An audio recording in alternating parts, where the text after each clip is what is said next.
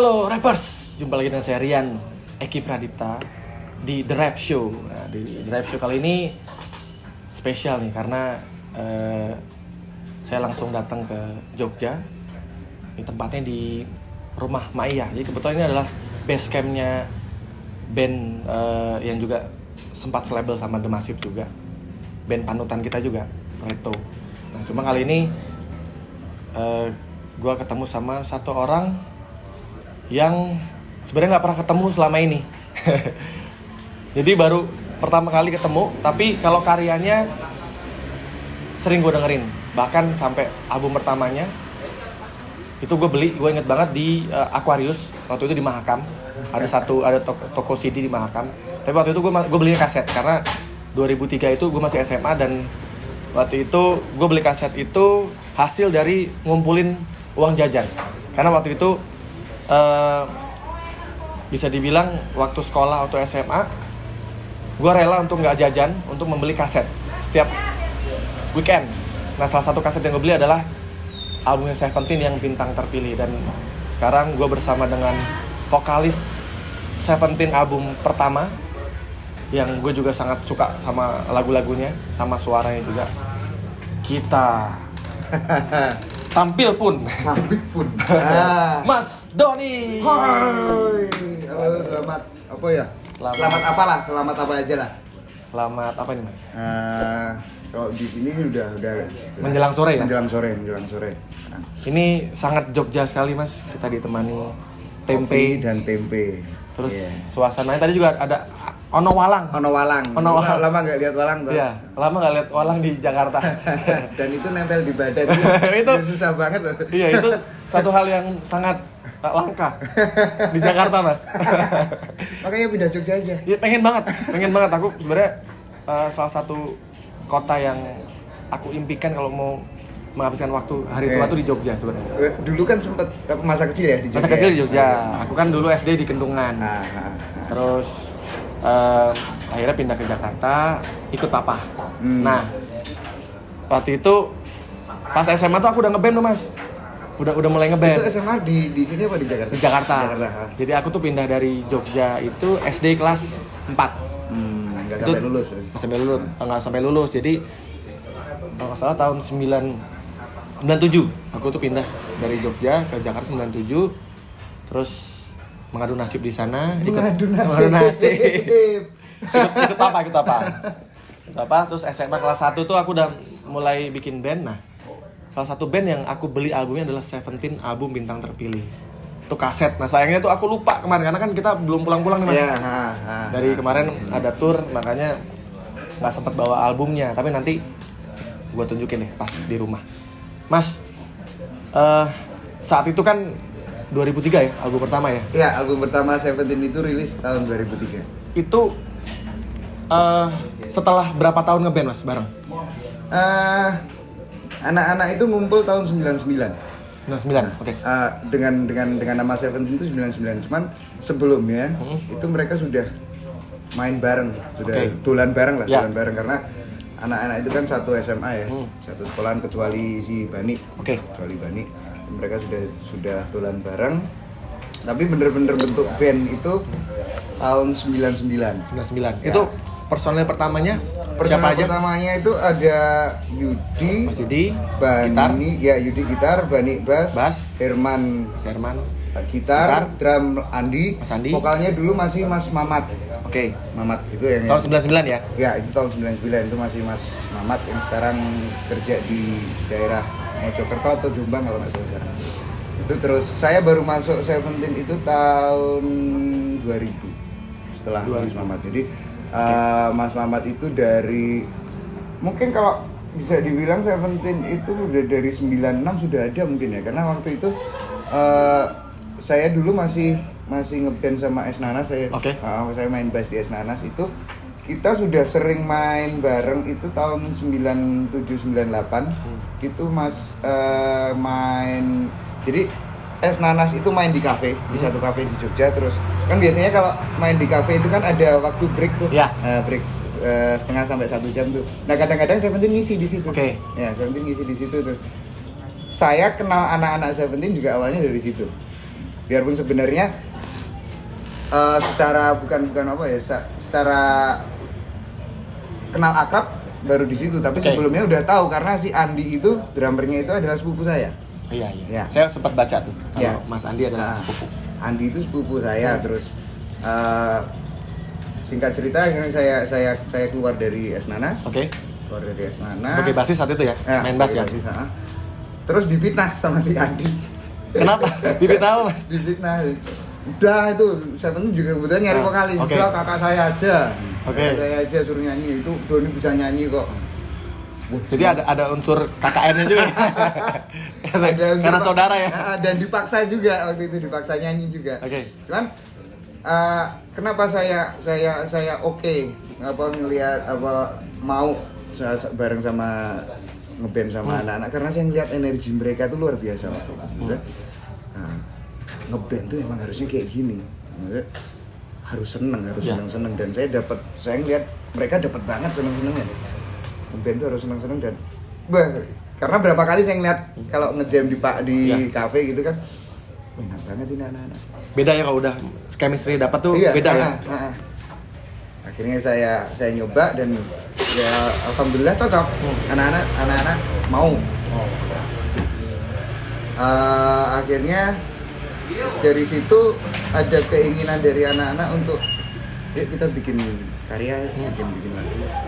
Karena saya pribadi waktu itu juga udah jenuh dengan cover lagu orang. Waktu itu bawain lagu apa, Mas, sebelum bikin karya sendiri? Kita dulu sering bawain lagu-lagunya U2, Coldplay, terus Tiket. Ya. Band Tiket gitu. Iya. Bandnya Brian gitu. Terus itu berarti 2000-an ya, 2000-an awal ya. Awal 2000-an. Nah, kemudian kita bikin lagu tuh, akhirnya bikin lagu.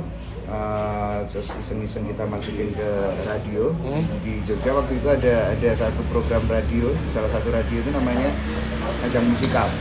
Jadi itu acara yang satu program radio yang isinya itu band-band lokal, lagu-lagunya band-band lokal diputar di situ dan mereka punya chart juga. Ya.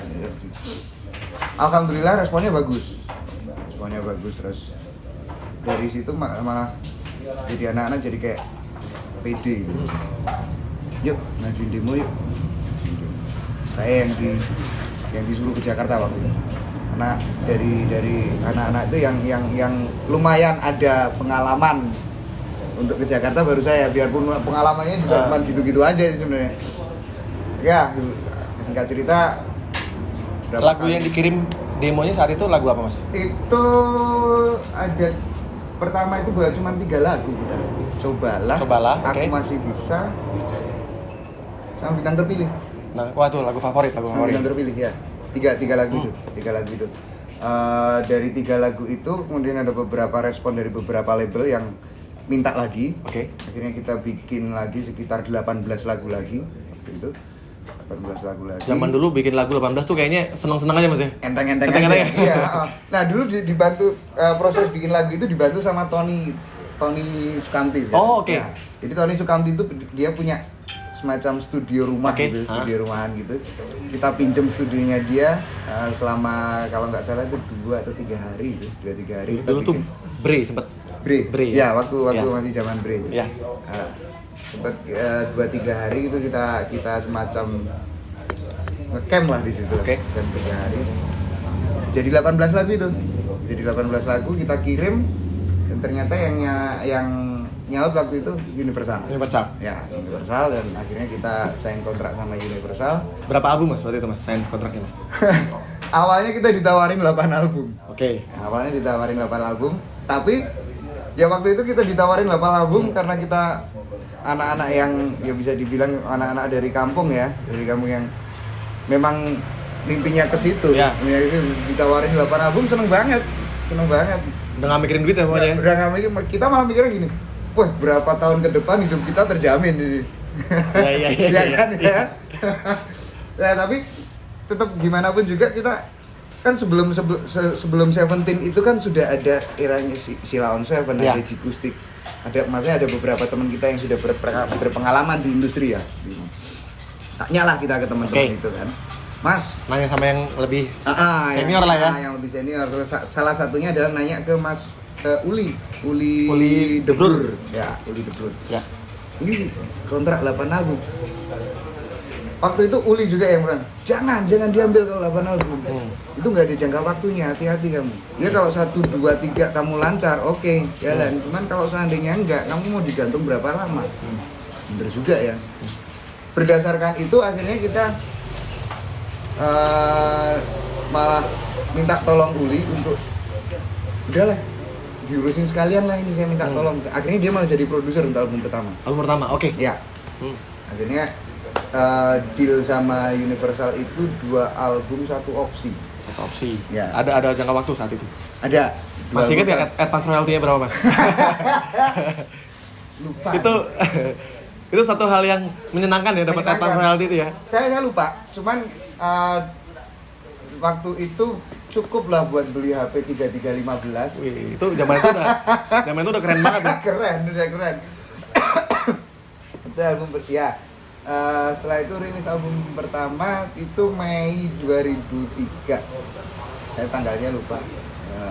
Jadi proses rekaman itu juga banyak kejutan juga yang kita dapat. Salah satunya anak-anak itu kan slanker kan. Ya. Nah, ini semuanya termasuk saya juga slanker. Itu ternyata kita rekamannya di tempatnya Mas Bonggi. Oke. Yang mixing Mas Indra. Ya. Di studionya Pai. Jadi Palu itu ya? Iya, di Palu. Studio. Iya, jadi ya, itu salah satu pengalaman yang nggak bisa saya lupain sama saya. Salah satunya. Mas, mau nanya Mas, dulu kan aku tuh taunya justru Seventeen itu nongkrongnya di Palu karena pas saya lihat di credit title tuh kan ada mixing kalau nggak salah ya, mixing mastering di sana. Terus kebetulan juga kakak sepupu saya itu Dedi Kalis, itu dulu gitarisnya Kunci. Ya. Nah, tapi cuma sealbum doang. Nah, waktu itu Cobalah itu kan naik tuh zaman MTV ya. Kan saya MTV nontonnya kan waktu itu MTV saya. Masih SMA tuh. Pokoknya kalau tahu ada band baru keren itu dari MTV biasanya. Saya tahu banget waktu klip Cobalah itu yang skateboard ya. Iya, di skatepark Kemang ya. Skatepark itu di Kemang ya? Kemang. Di Kemang dengan ya Mas Doni waktu itu masih lebih seger ya. Apa saya? Lebih apa ya? Seger. Apa ya? Itu belum seberapa, itu masih naik lagi saya. Berisi. Ya, kalau sekarang ramping. Nah itu aku mau nanya.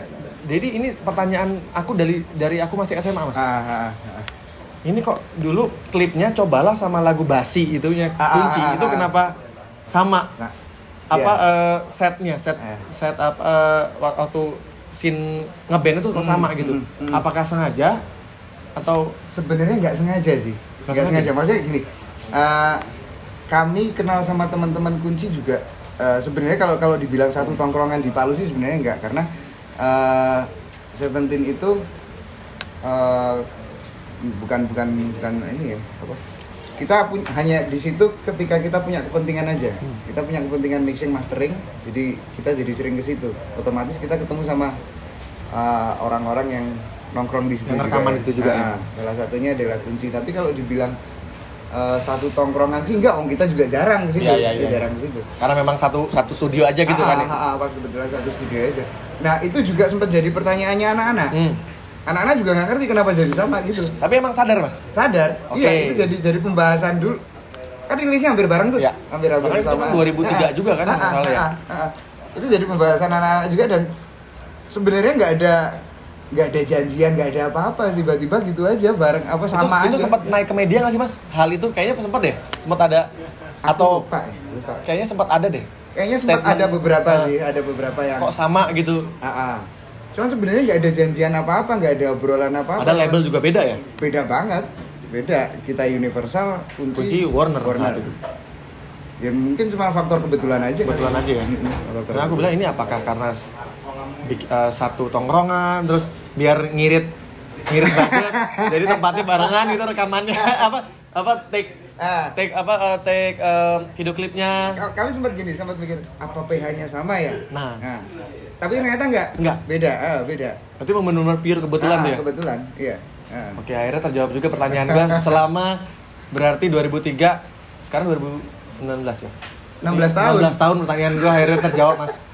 16 tahun. Sebagai dulu anak band yang suka sama satu band yang baru rilis, karena jujur kalau saya dulu memang selalu dengerin band-band Jogja karena kebetulan kan memang lahir dari Jogja.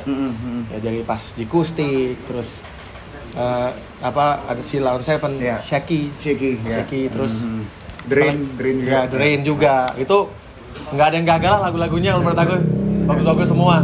Ya jujur kayak lagu-lagu yang Rian tulis juga banyak terinspirasi dari band-band Jogja, termasuk Seventeen juga di awal-awal. Kalau saya jujur Seven itu sukanya di album pertama. Iya. Karena entah kenapa tuh ya lagunya liriknya bagus banget. Karena memang kalau saya pribadi juga gitu. Maksudnya kalau disuruh milih ya, saya kan kebetulan sama Seventeen itu 2 album. Album pertama dan kedua, dan kalau saya suruh milih, saya lebih suka mana, album 1 dan 2. Saya lebih suka album 1. Karena pertama prosesnya saya bener-bener yang anak-anak yang energinya masih full, masih nggak mikir apa-apa ya? Iya, belum terkontaminasi apa-apa lah. Terus konsep musiknya bener-bener liar. Anak-anak itu masih bener-bener liar, yang udah nggak urusan lah mau kayak apa, soundnya kayak gimana, sikat gitu ya. Iya, masih nggak mentingin pakai gitar apa gitu ya. Masih kayak gitu, dan basicnya kan emang gitu harusnya, kan seneng-senengnya harus dapat. Dan saya ngerasain album pertama itu seneng-senengnya dapat banget. Seneng-senengnya dapat ya. Dapat banget. Emang makanya itu juga sebenarnya imbasnya ke saya juga, sebagai, maksudnya kan Masih udah 6 album nih Mas.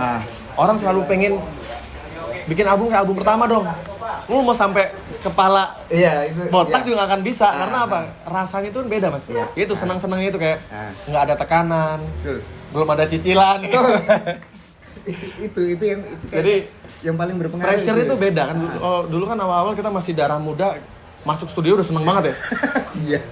Nggak mikirin duit, nggak mikirin apa. Makanya jadinya sangat natural, tulus banget kedengaran. Padahal secara peralatan, equipment juga sebenarnya nggak, kalau dibilang kualitas peralatan ya lebih mending sekarang lah, lebih bagus sekarang. Merek-mereknya juga udah.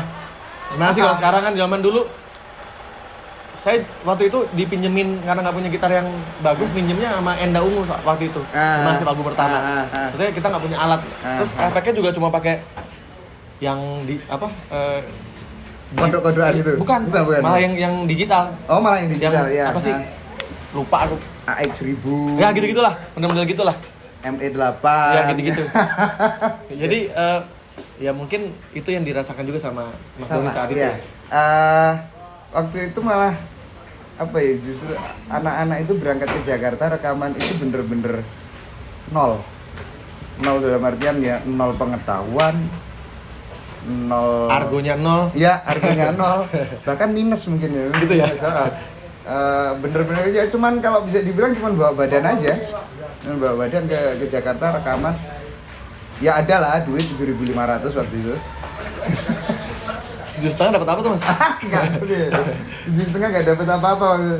Terus ya cuma semangatnya ya, nggak bisa. Kalau alat kan kita bisa upgrade ya. Bisa. Kalau semangat tuh susah dia upgrade. Energi apalagi. Energi saat itu diulang tuh Kak, susah banget Mas ya? Susah banget. Dan aku ngerasain di album kedua itu karena memang ada beberapa faktor juga sih yang mempengaruhi perubahan konsep. Bukan perubahan konsep ya, perubahan energi di album kedua itu karena waktu itu Universal juga goyah kan, karena perpindahan antara era analog ke digital itu, yang RBT segala macam itu. Akhirnya kan kita bingung nih mau gimana sama Universal, terus album kedua gimana gitu. Tapi akhirnya kita diambil untuk album kedua, kita dibantu sama Bravo Musik. Sama Bravo Musik itu. Nah, di situ kita aku pribadi yang rasanya kayak udah setengah hati itu, bukan setengah hati sih, kayak nyelesain album itu cuman kayak nyelesain tugas tok, nyelesain kewajiban aja, nggak ada rasa-rasa yang ini harus gini nih, aku besok harus gini, nggak ada, cuman lagunya udah oke, udah beres, aransemennya oke, saya tinggal take vokal gitu aja, nggak beda banget energinya. Dan itu anak-anak juga ternyata ngerasain itu, tekanan itu ngerasain. Dan ditambah lagi setelah rilis album kedua, Jogja gempa. Oh iya? Ya, gempa Jogja itu memaksa kami buat mau nggak mau harus pulang ke Jogja lagi untuk konsentrasi ke keluarga. Jadi album kedua itu bener-bener terbengkalai secara promo. Jadi nggak ada promo sama sekali. Secara promo segala macam karena terhenti di tengah jalan. Kami balik ke Jogja untuk ngurusin keluarga di Jogja. Nah setelah itu akhirnya jadi kayak anak-anak itu jadi kayak apa ya, luweh-luwehan itu kayak peduli amat dengan Seventeen. Yang penting keluargaku dulu gitu. Bener, saya sangat membenarkan itu. Cuman pada waktu itu mungkin saya yang keterusan dalam artian kayaknya memang saya sendiri ngerasa saya sudah tidak nyambung sama anak-anak. Udah angel susah. Itu di album kedua ya? Iya. Berarti Mas Doni itu hanya sampai 2 album berarti? 2 album.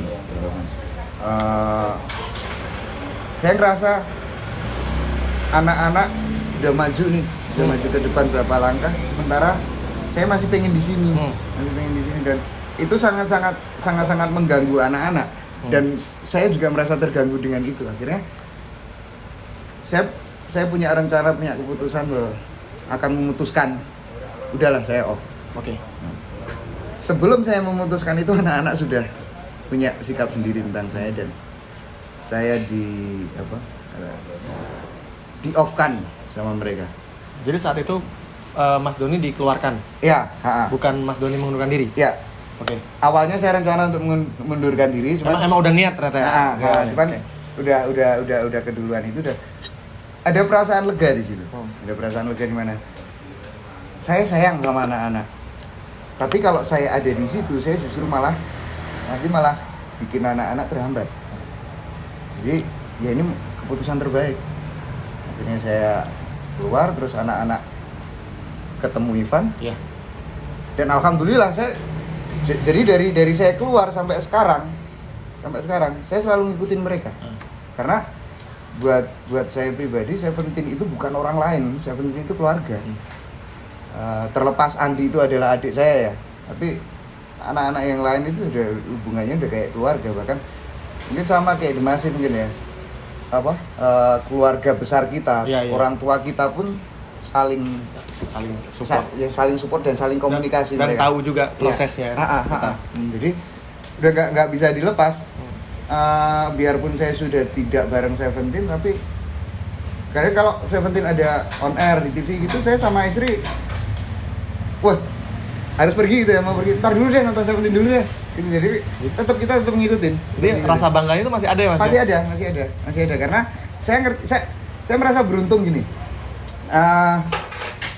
Saya merasa beruntung dikasih kesempatan untuk membangun sesuatu bersama-sama dengan Seventeen, membangun fondasi yang akhirnya fondasi itu ya biar dulu fondasinya seadanya lah ya, membangun sesuatu yang akhirnya sekarang jadi rumah yang bagus. Itu saya merasa ya alhamdulillah dikasih kesempatan itu. Berarti memang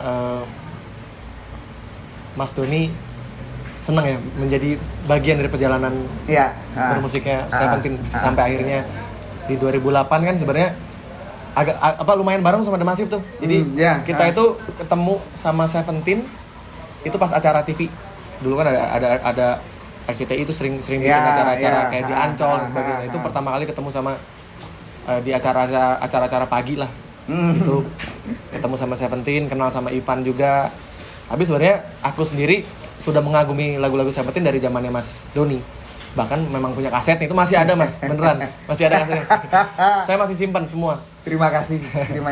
Dan lagu yang dulu saya sering dengar di kontrakan saya. Jadi saya dulu ngontrak di rumah yang sebulan tuh 250.000 per bulan. Saya pindah kalau kontrakannya naik. Jadi kalau naik 50.000 kita pindah tuh, karena cari yang murah gitu. Dan lagu Seventeen yang bintang terpilih itu adalah salah satu lagu soundtrack hidup saya lah. Saya bisa bolak-balik tuh. Ya dulu sukanya sih ada Jibaku suka. Terus yang Cobalah. Ya karena hitsnya kan itu ya single pertama. Tapi entah kenapa lagu bintang terpilih itu track terakhir. Saya ingat banget track terakhir. Itu selalu saya bisa merinding denger lagu itu, nggak tahu kenapa. Karena lagu itu bagus banget liriknya. Itu Bani yang bikin. Mas Bani yang bikin. Almarhum Bani yang bikin itu buat seseorang yang spesial buat dia. Dan itu dia bikinnya juga bener-bener dari hati ya, dari hati. Kami punya bukan keyakinan sih, tapi kami punya semacam kesadaran bahwa segala sesuatu yang dimulai dari hati, dengan niat yang baik, insya Allah juga akan masuk ke hati juga. Nah ternyata terbukti juga Bani bikinnya pakai hati, bener-bener pakai hati, masuk ke hatinya dia juga. Itu nyantol banget sampai sekarang mas. Sampai sekarang saya salah satu lagu yang Seventeen yang sangat memorable sih, buat saya sih. Kemarin saya sempat cover lagu itu juga kan, dan saya merinding dan ketika jreng gitu, ya ingatan saya langsung ke Bani dan saya nggak bisa nahan air mata juga. Sempat kebayang dulu Bani bikin lagu ini gimana, terus dia nunjukin ke anak-anak gimana, aku punya lagu ini, terus anak-anak dengan polos-polosnya, tahu ini lagu ini buat siapa, pasti buat itu kan, gitu. Dan sampai sekarang si cewek itu tahu kalau lagunya buat dia. Tahu banget, dan sampai sekarang dia masih nyimpen demo lagu itu. Itu merinding gue. Bahkan bukan demo ya, bukan demo.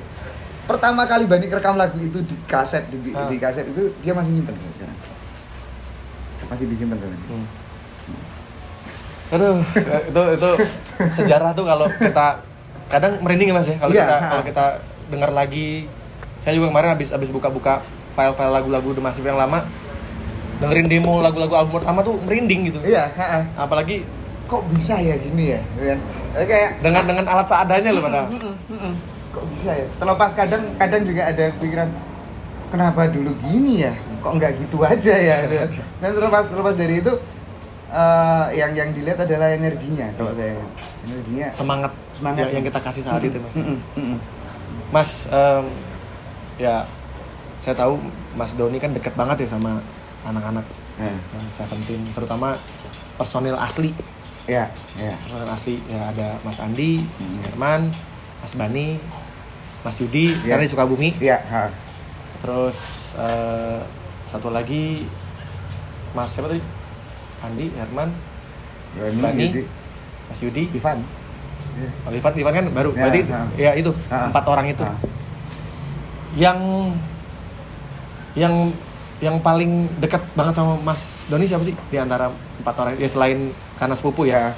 Mas Andi ya. Herman dan Bani. Kenapa Herman? Karena Herman itu ya sebenarnya kalau kedekatan sih semuanya dekat ya, karena kita dulu tinggal satu rumah, tidur di satu rumah.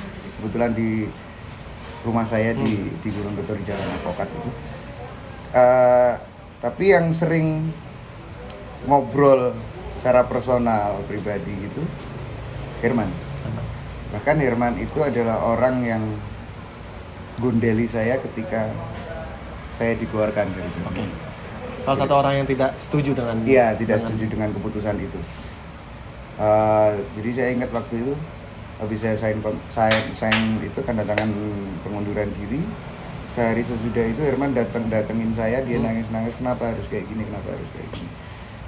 Ya, saya jelasin logikanya dan alhamdulillah dia bisa ngerti. Ya, akhirnya ya sampai sekarang gitu. apa kedekatannya ya udah nggak bukan kayak sahabat lagi, udah kayak keluarga sama anak-anak itu. Dan bahkan saya sampai sekarang itu masih punya semacam kesadaran bahwa anak-anak itu masih ada kan, masih hidup, masih apa, kadang-kadang saya seperti itu. Cuma begitu tahu kenyataannya ya lemes lagi tuh, emang udah nggak ada mereka. Cuman saya nggak berani bilang bahwa kehidupan kita sekarang jauh lebih baik dari mereka, lebih beruntung dari mereka. Justru malah mereka yang malah lebih beruntung dari kita. Nah, mereka udah punya tempat yang lebih enak, yang bisa dibilang mereka udah lulus ujian lah. Kita kan masih diuji. Masih banyak ujian kita, Mas. Mbak, semuanya dekat. Nah, untuk itu juga saya sama Yudi ini kemarin juga bikin sesuatu untuk sebenarnya bukan buat apa-apa sih, cuman tujuannya buat mengenang mereka juga. Buat mengenang mereka. Jadi saya sama Yudi bikin lagu. Bikin lagu tentang anak-anak. Kemarin saya tanggal 5 Desember kemarin baru take vokal. Yudi garap musiknya di Sukabumi, saya take vokal di Jogja. Jadi konsepnya duo. Ya, duo. Dan kita sebenarnya ya apa ya, bukan lucu-lucuan sih, kayak nostalgia lah. Kita coba merecall apa yang terjadi 2003 itu dengan si Yudi bikin lagu, dia mencoba merecall lagi apa yang kalau seandainya ini si Herman ngisi gitar gimana ya, coba diterjemahin sama dia, ini bassnya gimana ya kalau Bani, kalau Andi gimana ya. Dan akhirnya jadi satu lagu yang judulnya Bait Terakhir. Nah, Bait Terakhir itu nanti ya mudah-mudahan bisa ya mungkin rilisnya paling cuma di YouTube aja kan. Nama projectnya, Mas? Yudi Doni Project. Oh, Yudi Doni Project. Nanti ya rencananya sih bulan Desember inilah rilis. Cuman nggak ngerti juga karena kita nggak ada rencana dirilis di platform digital? Ada, cuman kita nggak ngerti kapan juga. Yang penting kita nanti siap dibantuin. Siap. Kita yang penting ini dulu aja deh, kita pengen mendokumentasikan sesuatu buat anak-anak, buat mempersembahkan sesuatu buat anak-anak. Wah, kalian memang sudah tidak ada secara fisik, tapi secara energi, secara jiwa, secara batin kami itu masih bersama kalian juga masih bersama kami. Sebenarnya pengen menghadirkan itu aja. Itu sebenarnya pertanyaan yang mau aku tanya, tapi ternyata udah dijawab. Keduluan. Ya, memang jujur saya sebagai pecinta Seventeen ya. Dulu fansnya apa namanya? Kalau dulu kawan Seventeen. Oh, dari awal kawan ya? Dari awal udah kawan Seventeen. Memang dulu itu kancane. Kawan Seventeen. Udah kawan Seventeen ya? Kawan Seventeen. Kancane itu buat anak-anak kru ya. Kancane Seventeen.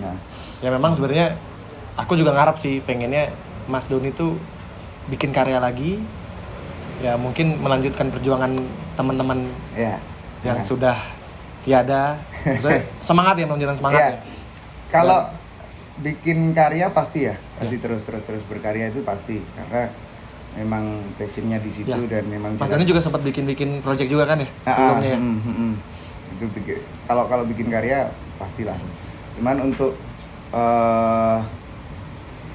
project bersama katakanlah, kan ada beberapa tuh saya sempat ditanyain juga saya kan nggak punya sosmed nih, Instagram nggak ada Mas, nggak punya. Please Mas, bikin Mas, nggak. Segera Mas. Admin nih, kalau aku pakai admin deh. Pakai admin aja. Saya nggak. Oke. Nggak pakai itu kan. Sempat nggak usah Mas Doni yang ini operate, admin aja. Enggak lah. Saya gini aja deh. Jadi ada beberapa yang cerita ke saya bahwa Mas ada yang pengen Yudi, Doni sama Ivan bareng. Nerusin Seventeen lagi. Kalau ini sekalian saya jawab aja ya. Kalau nerusin Seventeen sih nggak mungkin, bukan dalam artian nggak mau ya, bukan nggak mau, cuman kalau buat saya Seventeen udah cukup sekian lah. Maksudnya jangan sampai Seventeen itu malah jadi bubar. Udah biarin nggak bubar dah, jadi monumen aja lah. Nggak sampai sekian. Tapi kalau seandainya memang kita dipersatukan lagi dalam satu project lain, bisa banget. Mungkin Yudi, Doni, Ivan mungkin. Ya, tapi di luar Seventeen Ya. ya. Kita tidak pakai nama Seventeen ya. Karena Seventeen itu kalau buat saya sudah jadi ya biar jadi monumen aja itu. Karena kalau Ivan sendiri, saya juga sebenarnya kasihan juga sama Ivan, maksudnya kasihan dan salut. Ivan itu kayak kasarannya dia bukan penghuni rumah asli, tapi akhirnya dia punya tanggung jawab untuk meneruskan rumah itu. Itu sesuatu yang nggak mudah, nggak gampang, berat banget. Dan saya maklum banget kalau Ivan akhirnya jalan sendiri dan biarpun tetap pakai nama Seventeen, saya maklum banget karena emang itu beban berat buat Ivan. Nah, seandainya memang gini, kami kan sebenarnya punya tujuan yang sama. Saya, Yudi, Ivan punya tujuan yang sama. Kalau kita jalan bareng-bareng mungkin akan jadi sesuatu yang lebih berguna mungkin. Tapi saya pribadi juga membatasi bahwa saya bukan siapa-siapa, dalam artian saya sudah di luar lingkungan Seventeen yang bisa dibilang ya saya sudah tidak punya hak dan kewajiban apa-apa sebenarnya di situ. Cuman kalau seandainya suatu saat memang saya dipanggil atau dijawil lagi untuk membantu apa-apa, bisa membantu sesuatu di situ, saya dengan senang hati akan ayo. Cuman untuk menawarkan diri saya bisa dibilang sungkan untuk menawarkan diri. Saya nunggu aja udah. Jadi Mas, kejadian itu kan berarti 1 tahun lalu ya kalau nggak salah. 1 tahun lalu itu kebetulan The Massive itu lagi di sini. Lagi di Jogja? Lagi di Jogja. Terus yang pertama kali memberitakan di sosial media adalah Rian. Ya, Pertama kali. Jadi pertama kali. Jadi aku tuh tahu. Kenapa aku tahu? Karena dari kebetulan kru-krunya The Massive itu kru-krunya Seventeen juga. Ada Mas B, Mas Budi, ada Mas Yudi Bas. Jadi kan mereka ternyata punya grup kru yang dulu masih bareng-bareng, maksudnya yang satu permainan ya, yang sepermainan. Dan pertama kali dapat kabar itu aku langsung upload di sosial media dan dari Instagramku itu langsung di capture sama semua portal berita. Jadi pertama kali itu berita itu disebarkan dari sosial mediaku. Aku sempat cerita juga sama Ivan saat itu. Aku lihat sih. Jadi aku juga bahkan aku sampai nelponin juga karena waktu itu kan sekitar jam berapa ya kan? Kejadian itu kan emang 9, setengah 10 lah. Iya. Jadi aku tapi baru nelponin Ivan itu sekitar jam 12-an lewat. Nyambung. Bisa nyambung ke Ivan itu. Nggak nyambung. Jadi aku akhirnya cari tahu, tapi aku udah upload di Instagram saat itu bahwa ada kejadian itu gitu. Waktu itu aku meminta doa lah gitu. Terus sekarang kan waktu itu memang belum ditemukan ya. Dan waktu itu kan kalau nggak salah yang dikabarkan selamat adalah salah satunya adalah Mas Andi. Iya. Itu. Gosipnya saat itu. Tapi ternyata kena juga. Gitu. Jadi memang kejadian itu sangat bikin kaget ya. Itu bikin saya aja yang ketemunya juga jarang-jarang itu mau nangis gitu Mas. Ya apalagi seperti Mas Doni yang karena udah bareng dari awal gitu. Waktu itu gini, karena saya tidak punya sosmed juga dia, jadi mungkin bisa dibilang saya telat untuk tahu berita itu. Saya waktu itu perjalanan dari Jakarta ke Jogja jalan darat waktu itu nyampe daerah Kulon Progo lah, Wates mungkin.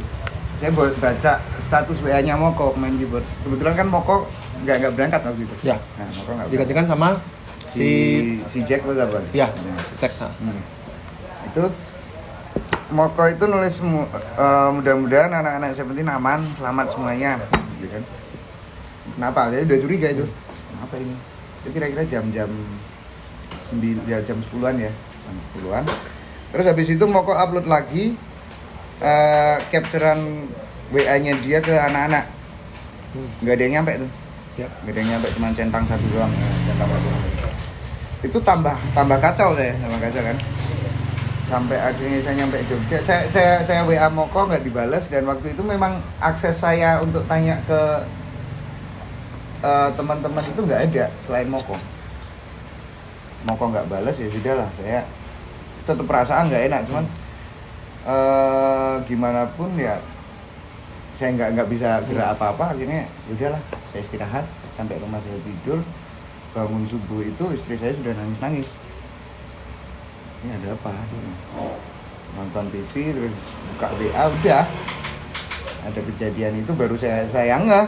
Berarti saya ngeh kejadian itu ya subuh, tanggal 23 subuh ya. 23 subuh baru ngeh. Dan yang saya buka pertama, postingan yang saya buka pertama di WA itu di grup keluarga. Di grup keluarga itu bahwa ada video adiknya Andi bisa video call sama si Dian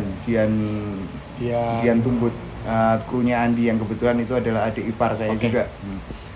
Itu menyatakan bahwa dia dan Bendot itu krunya Herman, itu adik sepupu saya juga. Itu selamat. Dan mereka udah ketemu, mereka udah bareng. Cuman Mas Andi belum tahu. Cuman itu tadi gosipnya adalah, cuman saya ada informasi bahwa Andi ada yang lihat, ada yang lihat selamat, cuman luka-luka aja. Oke lah, itu udah bikin saya sedikit menenangkan. Kemudian baru saya buka postingan yang lain lagi, sudah ada kabar dan foto si almarhum Bani dan Herman. Kemudian nyusul dapat kabar tentang Oki. Setelah manajer ya? Setelah itu Ujang juga nggak jelas kabarnya.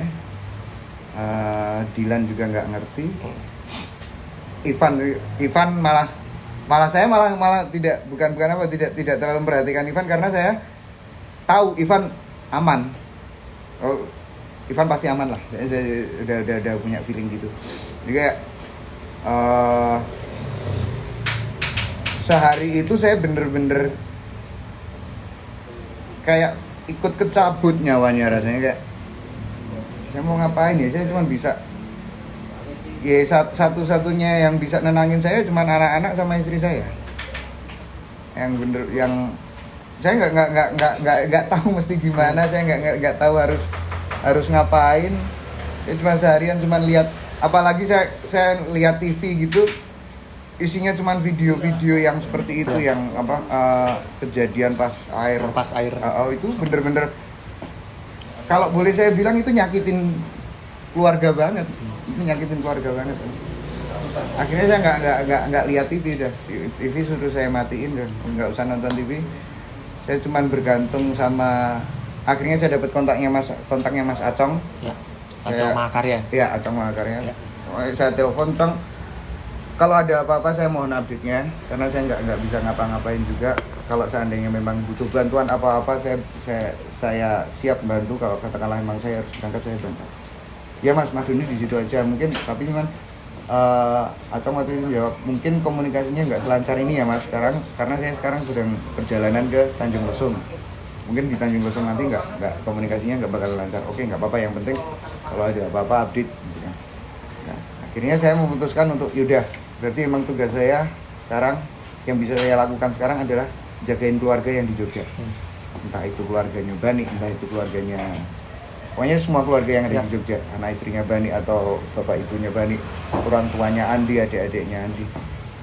Itulah tugas saya. Yang pertama saya datengin waktu itu adalah orang tuanya almarhum Bani, karena sudah jelas berita tentang Bani dan sedang diurus ini. Saya datang ke sana dan itu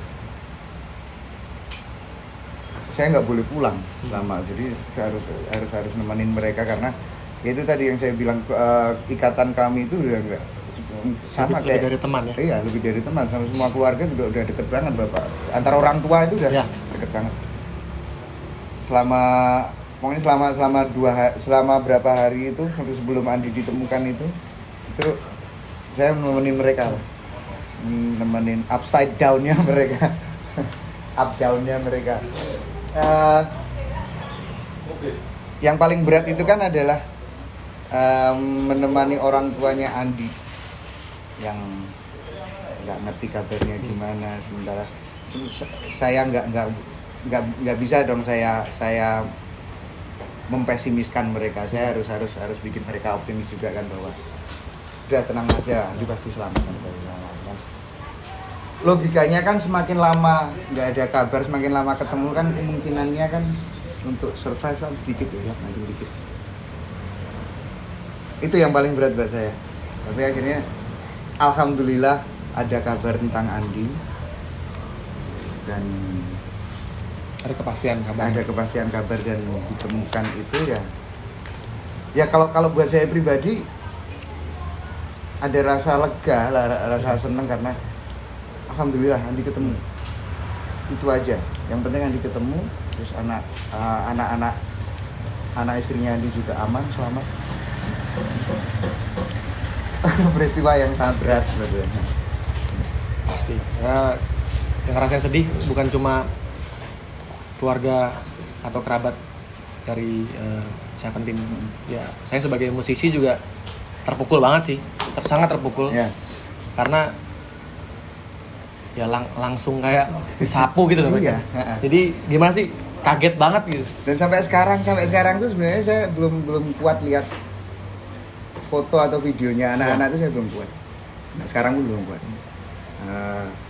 Bahkan kemarin Andi ulang tahun, itu saya kuat-kuatin, saya lihat fotonya Andi itu saya kuat-kuatin. Kan ya paling ya cuma setengah menit udah habis itu. Aduh. Nanti kan rencana mau rilis film dokumenternya. Iya, semi dokumenter. semi dokumenter. Saya nggak ngerti sih konsepnya gimana juga. Karena katanya kan banyak file-file yang ditemukan dari terutama dari kalau nggak salah dari kameranya Andi. Mas Andi ya. Yang saya jujur kemarin pas si Ivan cerita tuh saya suruh berhenti, saya merinding karena katanya tertangkap semua tuh ekspresi-ekspresi sebelum terjadi itu, penontonnya dan sebagainya ada semua. Iya. Jadi ya berniat nonton, Mas. Kalau saya mau egois, saya mau menang sendiri, saya nggak mau nonton sebenarnya. Saya nggak mau nonton, cuman karena ini buat anak-anak, buat keluarga. Apapun akan saya lakukan, biarpun nanti saya di bioskop, di gedung bioskop saya nangis biarin aja lah. Karena rocker juga manusia, Mas. Iya. Udah kebayang sih, udah kebayang. Iya, saya juga udah kebayang sih, Mas. Acong juga cerita kan, sempat cerita, Mas kemarin tuh awalnya tuh gini-gini, kita nemu videonya Andi, kameranya Andi yang ternyata filenya isinya gini-gini. Saya udah kebayang tuh, aduh, saya nggak bakalan kuat pasti. Lihat foto aja sih nggak kuat, apalagi mau lihat video kayak gitu. Cuman ya itu tadi, kalau saya mau egois, saya nggak akan datang. Tapi kalau ini demi anak-anak, demi keluarga besar Seventeen, ayo. Pasarannya Arab harakiri pun ayo.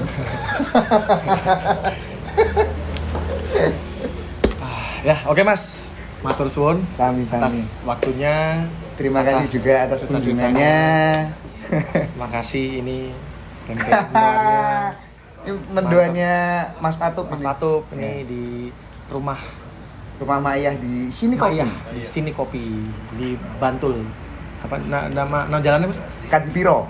Jadi kalau teman-teman mungkin pasti udah banyak yang tahu soto Kadipiro ya. Soto Kadipiro tahu. Nah, ini belakang pom bensin Belakangnya. persis ya. Ya Mas, terima kasih banyak. Sama-sama. Pokoknya sukses buat semua rencana-rencananya. Amin. Proyek-proyek ke depan. Ya. Ditunggu kolaborasi dengan Mas Yudi. Saya nggak sabar dengerinnya. siap. Terus apa lagi? Pokoknya dimudahkan semua. Amin. Terus makin sukses, banyak rezeki. Amin. Kapan-kapan kita ini deh, kalau ada pas di atau di Jakarta atau Ya. kita Boleh. bisa berkolaborasi, Boleh. jamming dan sebagainya. Karena Boleh. emang sebenarnya eranya Mas Doni itu di band-band 2000-an tuh menurut saya era emas. Era emas band-band. Iya. Karena saat itu band-band di era itu semuanya dapat tempat di TV, di radio. Ya. Semuanya band-band tuh menguasai lah. Ya. Betul banget itu. Jadi setuju. Dan ternyata memang banyak yang kangen sih mas. Oke, makasih banyak.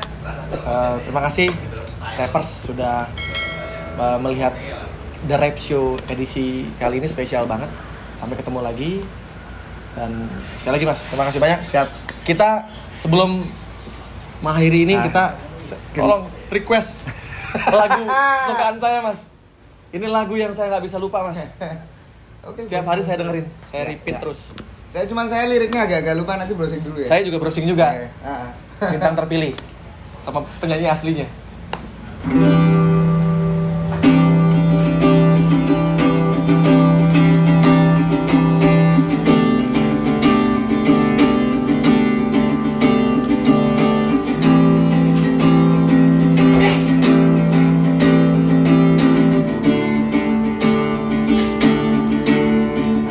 Harusnya kau mampu, tak perlu kau ragu, jalani hidupmu dan cerah. Coba kau pahami semua kenyataan ini, hiasi kisahmu nan indah. Sambutlah esok harimu yang kan temani langkahmu menggapai bintang yang terpilih dalam hidupmu. Tak usah engkau bersedih dalam kesendirianmu, masih ada aku di sini menemanimu.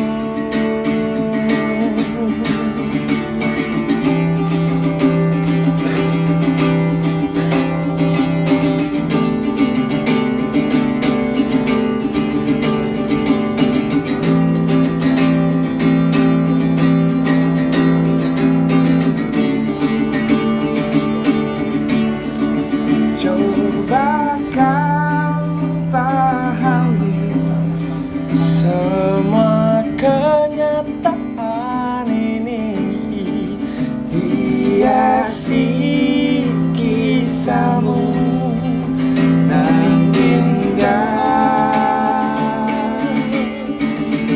Sambutlah esok harimu yang kan temani langkahmu menggapai bintang yang terpilih dalam hidupmu.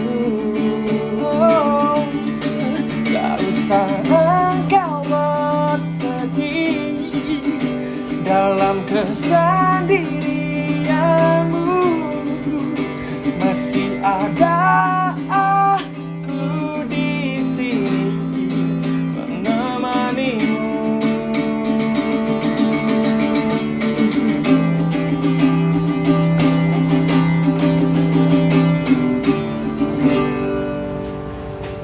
Woo!